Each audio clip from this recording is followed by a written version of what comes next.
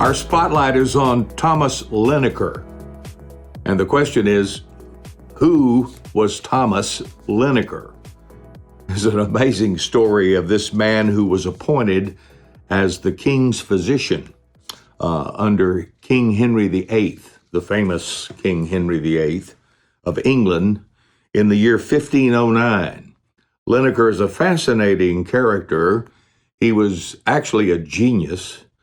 He was a Greek scholar and obviously a nominal Christian, because in those days, in the Church of England, if you were born into a church family that went to church, then you were baptized as an infant and considered to be a part of the family of God. And so Linacre, like multitudes in those days and even today, was a church-going, professing Christian. But he never was really very serious about God until in his 40s, he decided that he was going to read through the Gospels in the New Testament in the original Greek.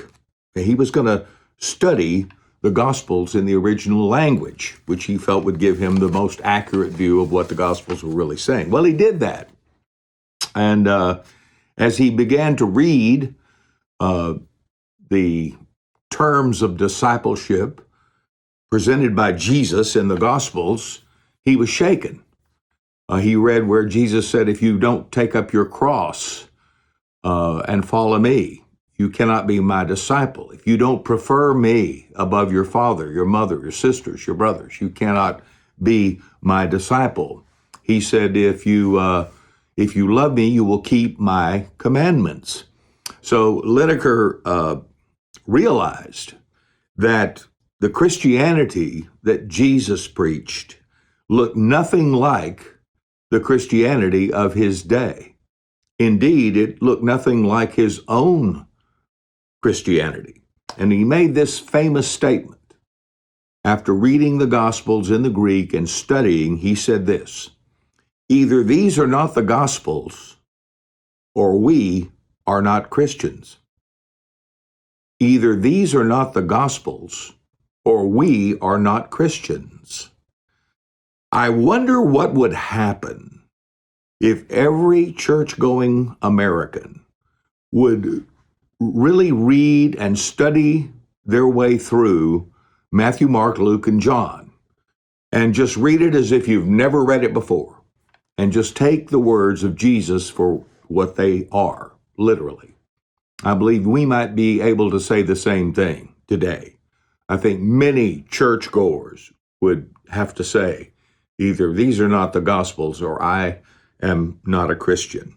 See, friends, the problem we have today is that we have constructed a new kind of Christianity that accommodates a culture that is addicted to comfort and convenience.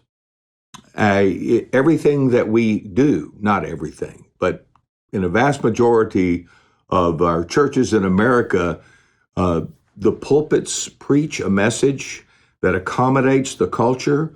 It doesn't inconvenience anybody. It doesn't challenge anybody. It just rolls along. And unfortunately, that is not biblical Christianity at all.